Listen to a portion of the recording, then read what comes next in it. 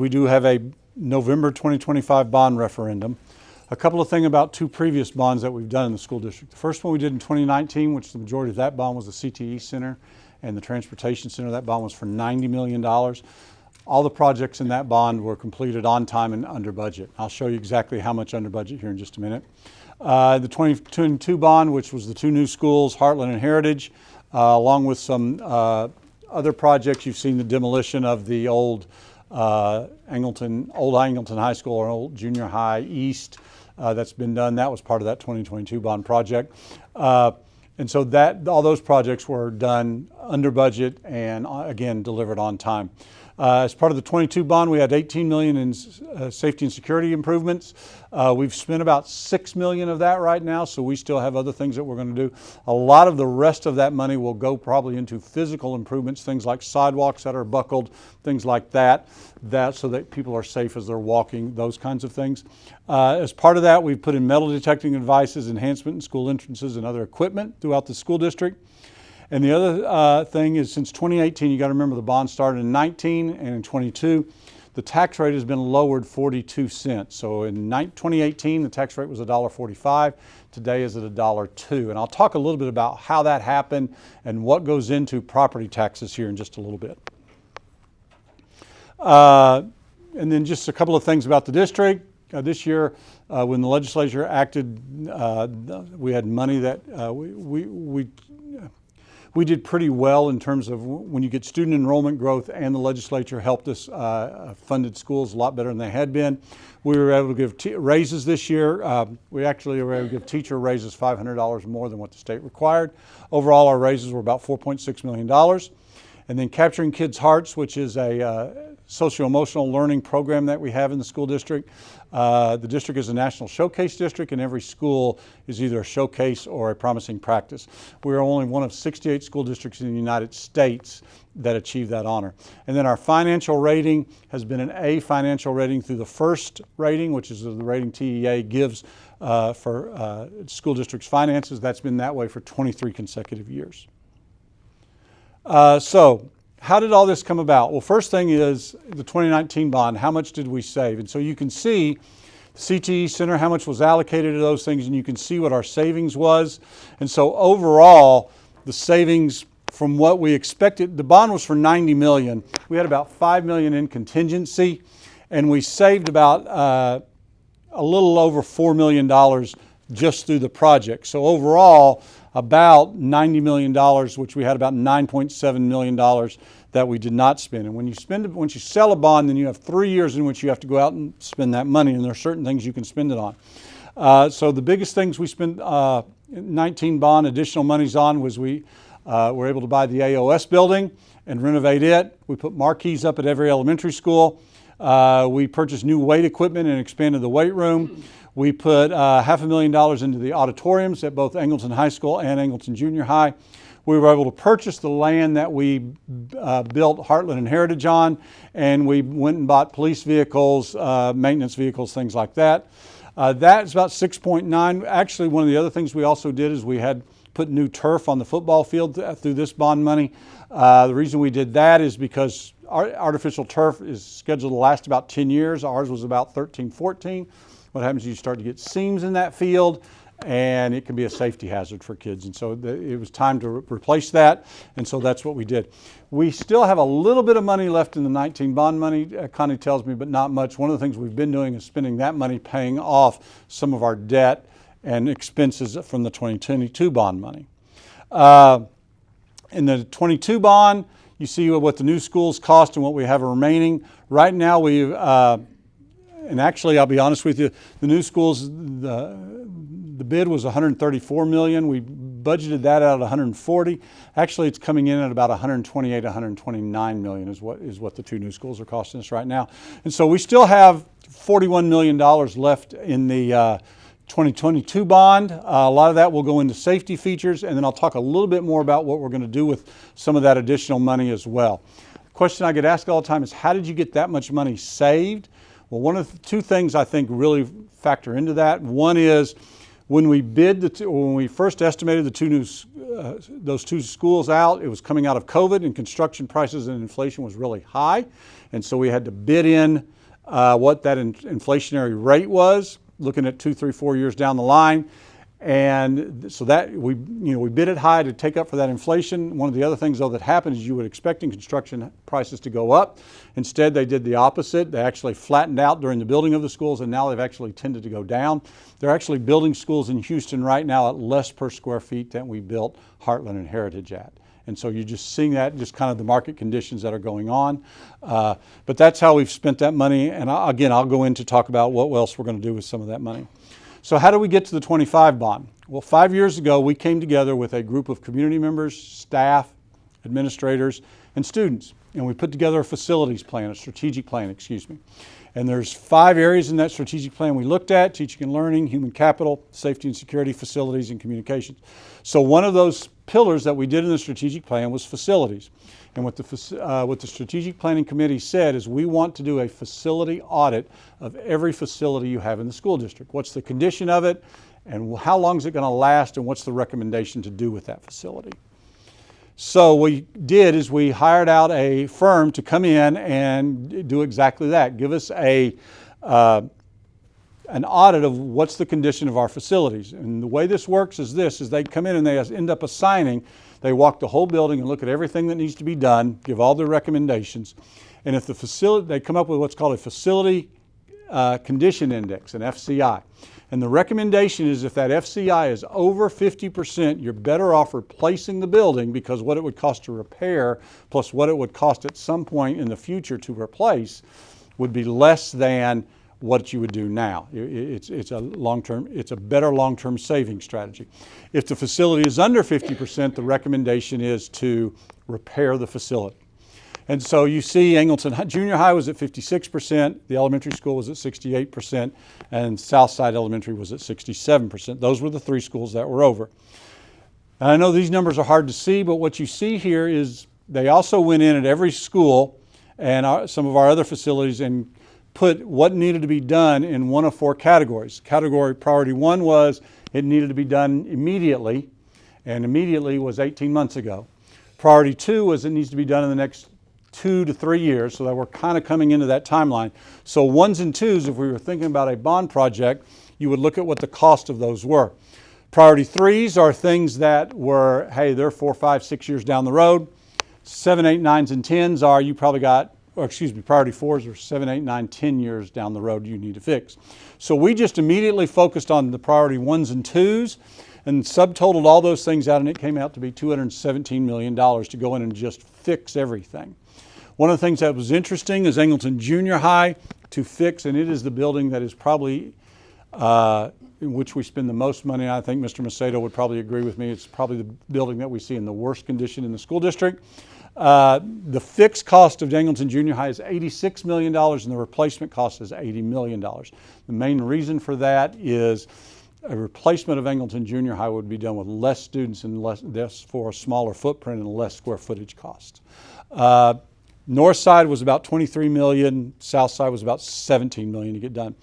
So what we did is we took this report to the board and said we got $217 million, what do we want to do? And what I had to do, the board then do, is come up with priorities. What are the things you want fixed? What do we need to focus on and make sure we get done? And we put 6 things up there. We put student academic spaces, critical infrastructure, technology, student extracurricular spaces, vehicles, and non-student spaces, so administrative offices, things like that. And they ranked them. And so we said, okay, the first thing we've got to take a look at is student academic spaces, and that's schools. That's what we want to look at, and then what our infrastructure looked like in those schools. The next thing we did is, this was in October of 2024, so it was a year ago. We then put together a 15-member steering committee to take a look at all of that and make a recommendation as to what to do next. There was 15 community members that came in. We met with them, I believe, 4 times. And what they recommended was you got to take that $217 million, they got it down to $190, $180 million. Hey, I think this is a better, about the area we want to be in, and recommended to the board, hey, take this to a larger community committee. And so we did that in the spring. We put together a 50-member community advisory meeting. We had 5 meetings, started in April and June, went through everything again with them toward the schools, got their feedback. And what the feedback came back to us was, and as we worked through this, we worked through what's the tax rate going to be, how can we solve other problems that exist. And what they brought back to us was, look, we think we should just replace those 3 schools at the cost of $150 million. And that was the recommendation they made to the board, and the board called for a bond referendum in November.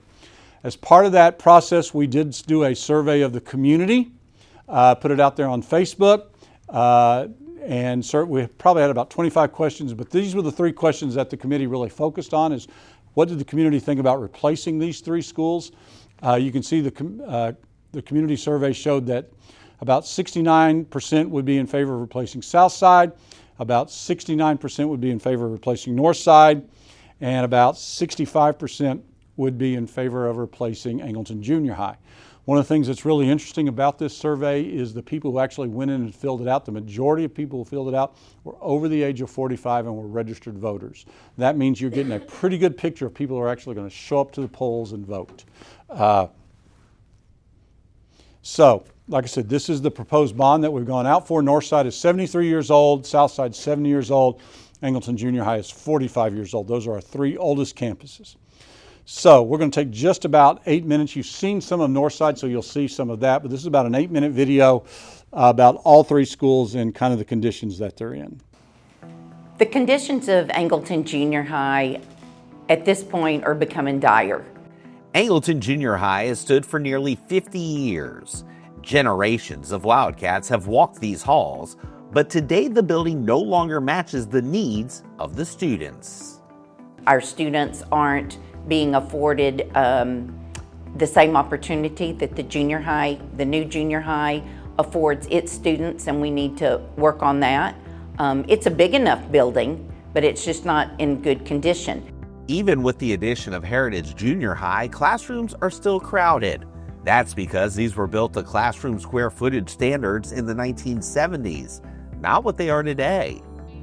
Nearly every seat is filled, and students are left without the space they need to learn and thrive.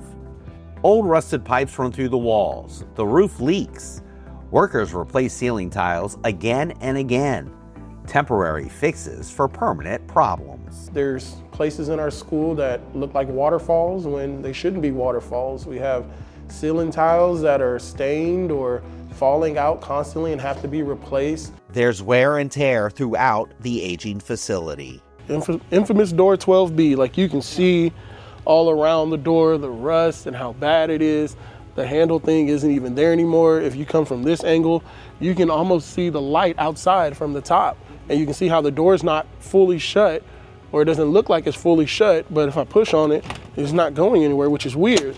And so just to open it, all that force I had to use to open and to close, you gotta slam it. AISD is constantly patching and repairing, but every patch drains resources and thousands of dollars a year and never solves the root problem. In fact, Angleton Junior High is the only school in the district that has a dedicated maintenance staffer on site because of the amount of repairs needed. Northside Elementary has been standing for more than 70 years. Thousands of dollars are spent every year to keep it functioning. You know, it may get fixed temporarily, but with the structure and with the age of the facility, what we end up finding is that those work orders and those same issues come up again, and we just go back into that same cycle of having to fix the problem. It's fixed temporarily, it seems, but ends to resurface again. Every year, thousands of dollars are poured into temporary fixes. These are just Band-Aids that never last. At Northside, it could be a leak or an AC issue. It's not fair to our kids to have to come in and we've got trash cans in the hallway collecting water from the rain. We have moldy tiles, we have chipped paint. It's not fair for these kids to come in and have to deal with that. Sure he does somewhere. Ew. Another issue. We have bats, rats, we've had cats fall through the ceiling. Yeah, there was a bat once flying around in a kindergarten classroom. Luckily, there were no kids in the room at the time. They had just left for specials. The physical layout of the school is also a problem. Many of the classrooms are small and hallways are tight. This is one of our Northside elementary hallways, and as you can see, the hallways are very narrow. This is what it looks like without students, but you can imagine with students, especially during transitions, the space is very tight. In addition, because of lack of storage in our classrooms and a small classroom size, you can see that teachers have had to build in hooks outside of their classrooms for students to be able to store their backpacks and their materials. There are foundation cracks on the walls and on the floor. The list goes on and on. A child shouldn't have to come to school on a daily basis and worry about, are the toilets working? Is the sink, I mean, we've had sinks that are almost falling apart. It should be a safe environment for a student. Whether you have a child or not, mine are grown. Whether I worked here or not, I would want the children in my community to have a nice environment to come and get their education. They deserve it. And the stakes go beyond comfort and convenience. There are security concerns. For example, the glass isn't thick enough for a security film to be used. It's a basic protection standard that can't be applied in the current structure. The future of the world is in our school, right? And it's so important that we continue to invest in the place where we send our kiddos to every day. For more than 70 years, Southside Elementary has stood as a place of learning. But today, this building is showing its age. The kids are going to wonder, like, why do other schools look nice and shiny and our school just continues to deteriorate? We have staff members who deserve just as much as those other staff members. They work really hard, just as much as our kids, and we want them to have the equal opportunity that the other students have in our district. For starters, let's take a look at the kitchen where rusty pipes leak, the sinks clog, and the floor beneath workers' feet is falling apart. Walk down the hallways and look up. Ceilings bear the scars of decades of wear. There are ceiling leaks, and leaks don't end there. There's lots of leaks within like the windows, because the windows are really old, or there's actually like holes where we have like, rodents or ants. We've had snakes and bats, and so it's a constant, like, we've got to figure out, where the priority need is that morning. I think that if they were able to focus on just instruction, it would help our students tremendously. The district spends thousands of dollars every year to keep the school operational. Some of the classrooms are filled to capacity, leaving little space for small group instruction or one-on-one support. That's because these were built to classroom square footage standards in the 1950s, not the standards of today. The classroom spaces at Southside are smaller than more modern schools. The outside of the school has issues as well. If you look over there, you can see how half of the blacktop floods when it rains. So lots of just issues that, our kids aren't able to use the playground as fully as they should be. The school is so dated, a very important security film can't be used on the windows. So for example, here at Southside Elementary, we cannot install the intruder film on these windows like we're doing across the district. These windows are so old and outdated, it won't accept the film. What the intruder film does is it slows down an intruder from being able to break the window and get in, and gives us time to move people to a safe area or even engage the intruder while he's trying to get through the window. I would just love for people to know, come and see our school. We'd love to welcome you to come and see the overcrowded classrooms, to see the facilities that are starting to truly fall apart. But again, the teachers, we do the best that we can with what we have, and the children, some of our children know no different because it's the only school they've ever gone to. So I'll talk just a second. You heard about the intruder film. What happens is that in every window we have in the school district, that's 6 foot, up to 6 feet, doorways included.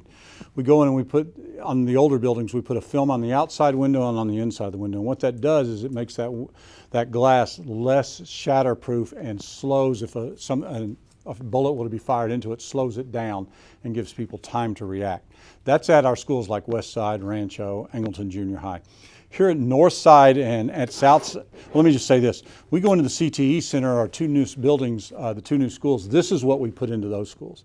This would take a high caliber rifle at very close range to be able to just penetrate that. And so there's a marked difference when you look at Northside and Southside, what would they have on their windows and how easily those would be to break into and get through if something like that were to happen. And so that's one of the things we look at as well. Those windows are so old, it would, you can't put the film on. The fix of that is to go in and completely tear out the windows and put new windows in. The problem is it's just not as simple as pulling out glass and pulling out windows. You actually have to go up into the structure of the building and the foundation of the building to do all that work. And so it's really talking about shutting the school down for a long period of time while that work were to take place. So that's just one of the issues that we want to make sure we tell people. So what's it going to cost? Well, I think the first thing when we talk about cost is what everybody wants to know is what's it going to do to property values. And it's very important that everybody understand there are three entities that go into what your property tax is. The school district, which is us, we set the tax rate. This is how much it's going to charge for a per thousand, I think $100 or, I can't remember if it's 1,000 or 100. I think it's per $1,000 of property value. And we have two rates that are set there, the M&O rate and the INS rate. The M&O rate is paid daily costs, that's teacher salaries, that's everything else. This is actually set by the state. We have very little say into what that number is. There's a floor on it, and we are pretty much at that floor. It cannot go any lower than what that is. The district does have some control over the INS rate, which is how we pay off bonded debt. And this last year, we set the tax rate at $1.02. And so that was dropped from 1 penny down to that. The other entity that has something to do with that is the county appraisal district. They come in and they appraise the value of everybody's home. And that appraised value of your home plus times what this rate is generally gives you what your property tax is, and specifically the school property tax. What a lot of people don't like to talk about, especially politicians in Austin, is the state likes to go, it's just these two entities that have anything to do with it, and that is categorically false. The state also plays a role in what your property values are. The state puts out every year a study called the property value study. And in that property value study, they say all the properties in Angleton ISD, all the properties in Brazoria County, all the properties in the city of Angleton, each taxing entity have to appraise at this much money. And what the appraisal district has to do is get within 95% of that cost, or the state will not send all the money that they should be sending to school districts, cities, counties, things like that. I give Representative Vasut a lot of credit. He has tried to lower that. He's introduced several bills that have tried to lower that from that 95%. I've seen one at 85%, and I've seen one at 80%, which will allow the state to have to pay more and keep property values down, but that has not happened yet. And so the state sets what you have to be at. The county appraisal district has to get within that number, and the school sets the values. If you remember about 4 or 5 years ago, property values were really going up. We were seeing 18, 19% growth in property values. That was mainly due because the property value study came in much higher than what the appraisal values had come in. So the appraisal district had to raise them to get them up there. This year, you probably didn't see much in that because the property value study was pretty constant from year to year. We only saw about a 5% property growth, and all of that was from new homes being built in the area. It was not from having to raise property values. But those three things go into what makes up your school tax bill. One of the things about this is it will not increase your tax rate. We set the tax rate. The tax rate will not increase. It will stay at $1.02. That's the maximum it will be. More homes get built, more debt gets paid off, the tax rate will lower as we go through. I think we've demonstrated since 2018 that that's what we do. One of the other things that's really important is on the ballot this November, one of the constitutional amendments is to raise the homestead exemption from $100,000 to $140,000. What that means, if your home is, say, worth $250,000, it appraises at that, they're going to lop off $140,000 of that right off the top, which means you would only pay taxes on the $110,000. If that were to pass, which I fully expect it to pass, most homeowners in Angleton ISD will see a decrease of their school tax bill of about $400 between what we've lowered it and that homestead exemption. You'll see that tax bill come down that. Of course, the homestead has to pass, but again, I'm pretty confident that it will. So you'll see that savings. Now, I also will tell you, it also has to be measured against. We're lowering the tax rate. The homestead exemption is going to bring that cost down, but you're seeing entities like the city, the county, water districts raise it a little bit. Now, will they raise it $400 worth? No, they will not. They will not raise it that much. They don't have that ability to do all that, but that may eat into that. On the ballot language, you will see language that says this. It says that this is a property tax increase when you go to vote for the bond. That is there for two reasons. The first reason is the legislature says that has to be on the ballot. They say that for the second reason. It's basically saying if the bond were not to pass, your tax rate would most likely go down more. And in our instance, it would go down more. And I'll talk about exactly what that is here in just a second. So the most frequently asked question is, what's going to happen to my tax rate if the bond passes, and what's going to happen if it doesn't pass? The tax rate's going to stay at that $1.02, maybe $1.01. We believe we can drop it at possibly another penny next year. In 2026, no matter if the bond passes or doesn't pass. When you sell bonds is how that would be affected. In 2027 is when you would see a difference there. In 27, if the bond passes, it'll probably stay at $1.02 or $1.01. In 27, if the bond doesn't pass, it would drop another 4 cents. That 4-cent drop would give the average homeowner a savings of about $75 to $80. So what we're really asking our community is, you're going to get a school tax decrease of about $400 from the homestead exemption. We're asking that in 2 years, you don't take off another $75, $80, that money then goes into the replacing of these schools. And you hear me say this all the time, however the community decides to vote on this is what we'll respect and what we'll do with. Okay. The other big questions we get is, where will the new schools be built? You can see there's a big field right out here. Northside, Southside, and Angleton Junior High will be built on site, so we don't have to buy new land. Northside and Southside are pretty easy. You're going to build the school in the field. When the school gets done, we're going to pick up all this new furniture, all this equipment we have, all the books, everything, move it over there, move the kids over there, and then we would come in and demolish the old building, much like you see at the old high school. Angleton Junior High will be pretty similar. It'll either be built in the back behind the football stadium or in the front over by the softball field. You've got to phase that in a little bit, and so we'll make determinations on that, get into design. If the bond were to pass, we'll make those kinds of decisions. But the buildings will be built on site. What will happen, like I said, we'll demolish the old buildings. And when would construction be? If the bond were to pass, we would most likely go into design immediately. Construction would start in 26 with the goal of being having the two schools open in August of 28.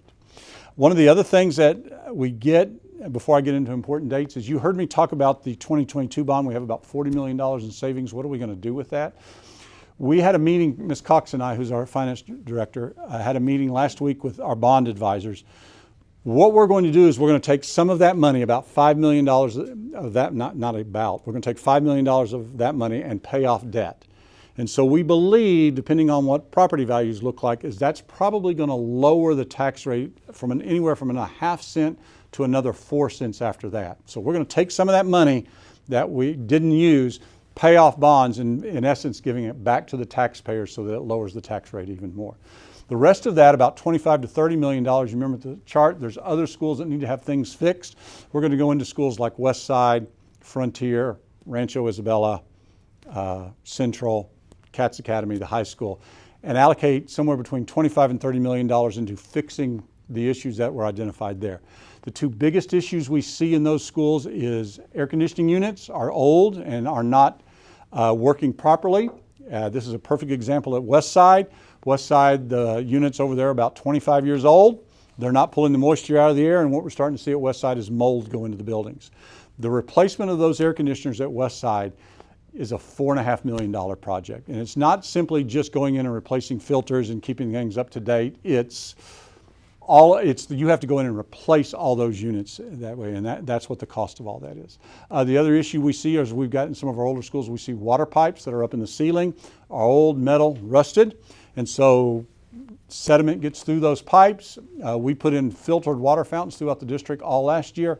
We pull those filters out about every 3 months. They're designed to be pulled out every 6 months because of the gunk that's in the filters that we have to go through and do that, and that's the water that's coming through the pipes. Currently at Angleton Junior High, which is a huge campus with lots of water pipes, we have to replace those filters every month. The pipes are in such bad shape there. And so those are the biggest types of things we see at the other schools. So you just see important dates. We have the town hall tonight here, Southside on the 9th, and junior high next Tuesday. Early voting is registering to vote is actually over, and early voting will start on October 20th, and election day is November 4th. And so with that, I will be happy to answer any questions anybody has for me about this or anything else. Yes, sir. Just a general statement. I was on the advisory committee for the 2 new schools Yes, sir. back, I guess, in 22, 23. Yes, sir. There was a committee for this bond. Yes, sir. Did y'all advertise for people to sign up for that? Yes, sir. We put it Can I in. do a better job next time? Yes, sir. I didn't know about it. Okay. We put it in the newspaper, correct, Hannah? We put it in the newspaper and we put it on social. We also, we understand. I think we also put it on Facebook, social media, if I remember correctly. Yeah. Now, we did only put it out there once, so that's a fair criticism. We probably could have put it out there a few more times. Absolutely. And one more thing. How many people here is not an employee of the school? Raise your hand. Yeah. They've all heard this before, so. Well, no, I was just, the community complains either way, Yep. but then no one's here to voice their opinion, so I was just curious how many people were actually from the community. Yeah. And this will probably be our largest group of non-community members we Well, I have. came to the one for the CTE. Oh, yes, sir. I was the only person here. Yes, sir. I remember. I remember. Yes, sir. So. We appreciate you. Absolutely. Any other questions I can answer for anybody? Yes. Yes, sir. I've got, You're fine. Go we've ahead. got our 2019, 22, and 25 bonds. We keep having bonds every few years. What is the reason for not just going ahead and including these in one bond?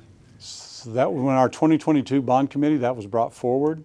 To be honest, it was about somewhere between 800 million and 1.2, 1.5 billion over the next 10 to 15 years to keep up with growth and replace.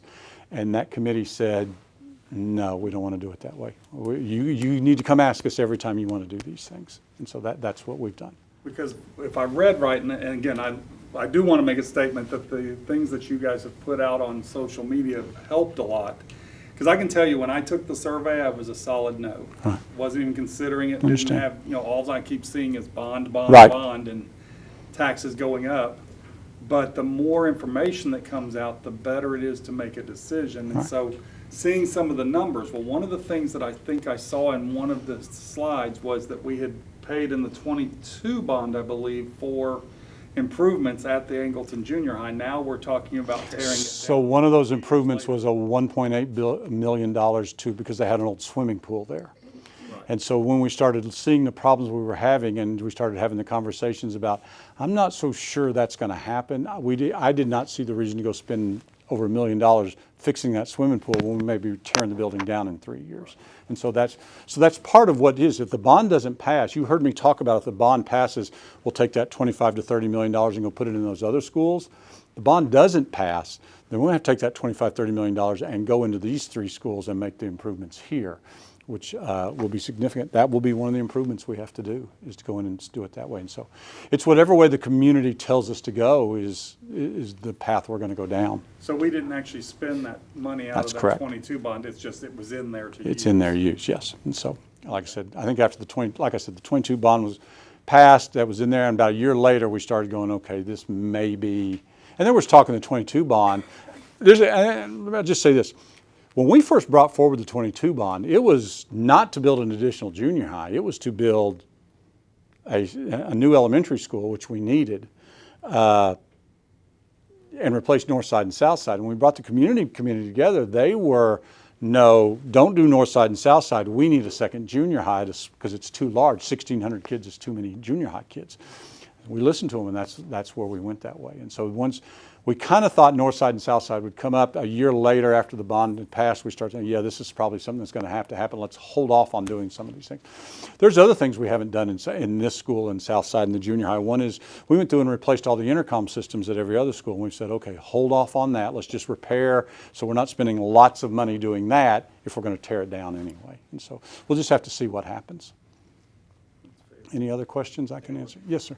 Do y'all ever ask the contractors to purposely over budget or say? No, we don't ever ask that. They're going to do it anyway, because the last thing they want to do is come in over budget. And I will tell you, one of the things that the groups have worked with me and the people who've been in there is we understand what we want here in Angleton and what the community wants. We want a quality product brought in at a reasonable price. And so when they show up and they want to put, and I remember this one in 2019, they show up and want to put $30 tile on the walls, $30 a square foot tile on the walls, that's a hard no, you're not doing that. And so we meticulously go through cost with them on a regular basis. And so what typically happens is when you go like the $35 million for this school, that's based on the going rate of square foot cost for schools in the southern Houston area, right? Yeah, the Gulf Coast area. And that's what so hey, it's this many kids are going to go in it, it goes out to this many square feet, cost per square feet is this, and that's where we come up with that $35 million. They were actually pushing more towards 45, but I had done my research to see this is where I think we can build it at. So that's the first thing that happens. And then once if the bond were to pass, they actually design the schools and then you get an estimate from the contractor. Well, typically with us, that's going to come down because they know we're not going to put the fancy finishes on you, those kinds of things. You drive around Fort Bend and look at what their elementary schools look like and go out and look at what our elementary schools look like. They look different. The outside looks different. The inside finishes look different. That's because we go with a more cost-saving approach to all of this. And then what happens is they're still going to build in overage on their estimates just to be sure because they don't know the fluctuation of these prices. And you get into a situation like we've seen now where costs are actually coming down. When they bid those things out, we saw costs come down. And then what really happened at the two new schools, which was very, very beneficial to us, is we had almost no change orders at that thing. They actually designed it. We didn't run into many problems. And so we've got $4, $5, $6 million in contingency that we haven't had to go spend all of that. And that saves us money as well, just simply because we didn't run into big problems out there. It's gone pretty smoothly in terms of the construction of it. Did y'all spend $250,000 on a new stage at junior high? New what? $250,000 on new staging at the junior high? We have not done any new stages. What we went in and did at both the high school and the junior high was go in and fix things in the auditorium. The big cost was lights at the high school auditorium were out. The lighting wasn't working very well. We went in and put new lights in. We put a new sound system in at the junior high, replaced curtains, put a new sound system in at the high school, put a new screen in at the high school, things like that to enhance the theater at the auditorium at the schools. Yes, sir. If it does pass, are the two elementaries going to be the same exact school design or two No. different? They most likely will not be. We expect. Why would you do them different? Well, you'll see a lot of similarities probably between them. I think the big difference is when we look at our demographic studies, we look at where the zones are of where population is going to come. Right now, Northside is a much bigger school enrollment-wise than Southside, and I would expect that to continue. And so right now, Southside has about 300 kids. I think you're going to see some population growth go out there. And so I would expect Southside to be probably built somewhere around 500, 600 students. Northside may be more around 600 to 700 students just because there's more population here in the city. I think the one thing that is interesting that I have kind of started to notice and hear some things about is at some point the south side of town, I know there are people selling land out there and selling it to developers, and they'll do this 10, 15 years in advance because they know at some point as they continue to build homes, they'll start to sell land on the south side of town, develop into homes. And so probably what most likely when we go into design you're going to want to see is we'll probably build out what's called blast out walls, which means they can open up that wall and add onto the school at south side. But now that could be 10, 15, 20 years down the road, but having that option I think is something we'll have to look at. Where I think north side is probably going to be more fixed. It's going to hit a certain amount and it's probably not going to grow much after that. Anything else I can answer? Those are all good questions. No? Well, I've got a question about the design of it. Mm-hmm. Why not build the school to be bigger even if it's got extra space now instead of paying later to blast out walls? Because you're talking about more expense. Yeah, that's true. It gets into maintaining that square footage cost that you may, because you're going to hey, we need this much square footage. You may have to blast that out, but you could have the school sitting empty for 20 years. You may never get there. I mean, we don't know what the market conditions are of what that will be. And then you've got empty space, which you've got to heat, cool, clean, all that kind of stuff. And so that's usually why you make that kind of decision. And I haven't seen the new schools, and shame on me for not getting out there when they were open. Right. But I know when the Angleton High School was built, there's a ton of, now they built a third floor they didn't use for a while, and that was designed for growth. Because one of my kids went there at that time and they weren't using the third floor. But they had this massive footprint, these giant columns and this fancy clock, and all that cost extra money. Are we Yes, sir. planning to do the If you go out there and look at you go out and look at those new schools, that's not what you're going to see. So we're looking at more of a scaled back, not so fancy, Yeah. nice, but not fancy. Right. I think you'll go out, if you go out to new schools, you'll see the finishes on the outside of the building. These schools will probably look very similar. The new schools are built more oval shaped because they're together, and we build them so that they have the same mechanical yard and the same kitchen, which saved us money. And the oval shape is kind of for safety around the highway, and so you weren't going to have kids out practicing where people from the highway could see them. These will probably look a little bit more squared up, is what I would tell you. I think specifically Angleton Junior High, if it gets rebuilt, that'll look very much squared up. Are they going to build up or build? Probably build up, because right now, you used to be, the more stories you had, the more cost. Right now, the costs are the same whether you build up, and so probably building up is probably what we'll look at. I would suspect at least a 2-story at Angleton Junior High, maybe 3, I don't know. I suspect the 2 elementary schools, we believe we can put the footprint for a single story. And I think that kind of fits more, the comment I've heard is that fits more about what the neighborhoods look like as well. You don't want neighborhoods of 1-story homes with 2-story elementary schools. So in general, that's what we will believe will happen. But again, we don't go into big designing anything until after the bond were to pass. We won't spend that time or money doing that. And we're looking at a possible future bond, because these other schools, I noticed from the slide, some of them are getting awfully close to that 50% FCI. Yeah. Are we talking another couple, 3 years? Why not include them? So right now, the other elementary schools, we believe if we go in and fix, that they are viable till at least 2045, 2050. The bigger issue for new schools is going to be growth on the north part of town. We're seeing that right now at our 2 northernmost elementary schools. Heartland was expected to have 350 kids in it this year. It's sitting at 530 today. Frontier was expected to have about 300, 290 kids, and I think she's sitting at 400 and something. And so the population's coming in there, and that's where the homes are going to be built, and so that's where the population's going to be. So at some point, the district's going to have to talk about building additional schools in the northern part of the Rose Sharon part of town. That's where we're having conversations to purchase land from developers right now.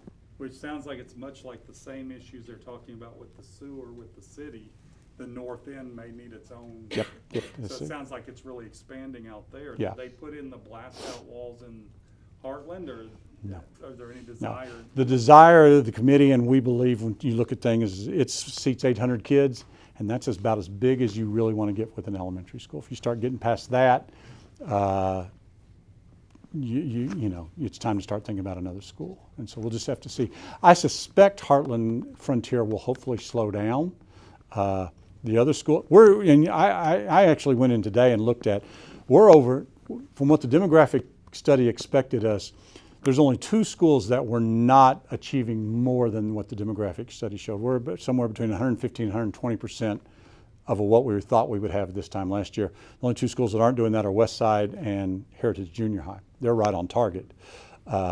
Frontier and Heartland are like 140, 150% over what we thought they would have at this time last year. And so, and you know, there's going to be, you can drive up and down 288 and see the homes being built. And so that's what's coming. And so we're going to be looking at another bond in just a few years, maybe for new schools to add. I suspect. Plus the high school. So, high school's going to get. High school, well, the high school when we built the CTE center can seat between 3,700 and 4,000 kids. We're sitting about 22 right now. So the high school in terms of seats in classroom is fine. The problem we're going to have at the high school, what we didn't do is we didn't build parking spaces. So if you drive out there now and try to find a parking space, good luck. And that's just going to exacerbate itself even more. The other problem we're seeing is we didn't add on extracurricular spaces. Locker rooms, practice fields, band practice areas. Right now, art, we have 3 art rooms, we need a 4th out there because that many kids are signing up for art. And so that's the problem we'll have to address at the high school, is parking facilities and extracurricular facilities and fine arts facilities we got to look at. That's going to have to be done. I suspect if things, about the time, if the 25, I'm just being honest, the 25 bond were to pass, When those schools open in 28, it'll be time to start looking at this process again about that. Our estimates is you're probably going to need new schools on the ground after this, 2030, 2031, maybe 32, and probably again in 35 is probably what you're looking at. And then at that point, demographic shows it'll probably start to slow down a little bit, possibly. When do these bonds that we currently have start getting paid off? What is the length of time on each? So they're 30-year bonds. Yeah, it's debt, and that's the one criticism, be honest, that we've looked at, the board looked at very heavily is what's our debt. It's going to increase our debt, but when you go and look at what our debt is compared to other growing school districts around us, we're still significantly lower. I think Alvin's pushed close to $1 billion in debt right now, and I think if we pass these bonds, I think we'll be pushing close to $600 million in debt over. And I may have that numbers wrong. I don't quote me on all that, but I just, when you look at, it's just like any other growing business. If your business is going to grow, you got to take on debt to make it grow. There are only 3 school districts in the state of Texas that don't have debt of some kind. That just kind of goes with it. Our goal is really to try and keep the tax rate down, and as more home comes in, we believe we'll continue to be able to do that without any problem. Thank you. Okay. Any other questions I can answer? No? I got one. Yes, sir. I was going to ask. It's unrelated. Sure. I was in Washington, D.C. during graduation this year. Mhm. So I watched it online, YouTube. It came out good. I examined the video, and the people calling the names out, they announced a new name approximately every 2 seconds. Slow them down. Every other school district was 4.5. Okay. Can we make sure they slow it down this year? We absolutely can work on that, absolutely. I haven't heard that, but it's a great point. So, yep, absolutely. Somebody help me remember that, okay? Because just somebody help me, because I'll tell you between now and May, no, I ain't gonna remember that. No, you're right, they went very fast. And it wasn't gonna rain. I know a couple of years ago we could see the storm coming and we were going, I gotta go.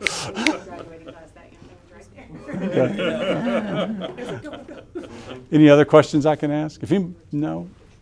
Yes, sir. What's the plan across the street now that that's gone?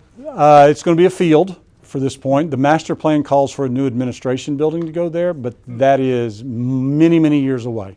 I would say minimum 15, more likely 20 or so. So I think the bigger issue will be, you heard me talk about extracurricular spaces. We believe Wildcat Field back there is still very viable, and can we go in and do some, not replace it, but bring it up to speed where our junior highs and our soccer programs could use it for playing.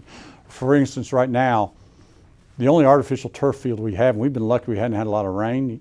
We get a lot of rain, then the high school teams, the only place they can practice is on the stadium field.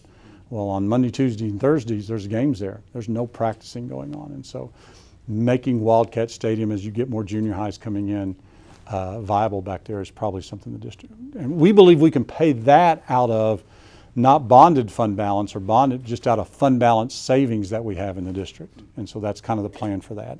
I think to address extracurricular space, it would be the same thing, as use savings we have in local funds to do those, improve those facilities. And on the bond, why can't you do the 3 schools on 3 separate? You could have. I mean, you could have done it on 3 I reference. could get on board with the 2 elementaries, but the junior high, I'm iffy. And Yeah. that would make me vote no. I understand. I think at the end of the day, that was put forward in the Citizens Advisory Committee, and the decision was put them all into one. And I'm going to be real honest with you. It probably had to do with exactly what you just said is, hey, I think that committee felt like we need to get all of them, and so let's all do them all or do them none. Yeah, and we hear that a lot. I mean, we understand that, but that group made that decision, and that's how we went. Anyway, I'm not going to lie to you. It was my recommendation is to do that as well. But how they told me to go was the way we went with it. Okay. Anything else? No? I guess y'all really can't win, because I know your perspective separate. Mine would have been to put them all together in 22. So I see the problem. Right. Right. Yeah. And so it's just we really go with what that group tells us to do, and that's kind of the pathway we move forward with. So. Like I said, I have yet to walk in. I've done these things now 3 times. I have yet to walk in. The recommendation I walk into that group with, here's what I think we ought to do, is never what comes out of there. They always change it, and they should be. That's what they're there to do. So, Again, I'll hang out for a little bit if anybody has any more questions for me. I'll be happy to answer them. But thank you all very much for coming. I very much appreciate your time. Y'all have a great evening. And if you're interested, we'll go walk Southside Thursday, right? All right. Thank you, guys.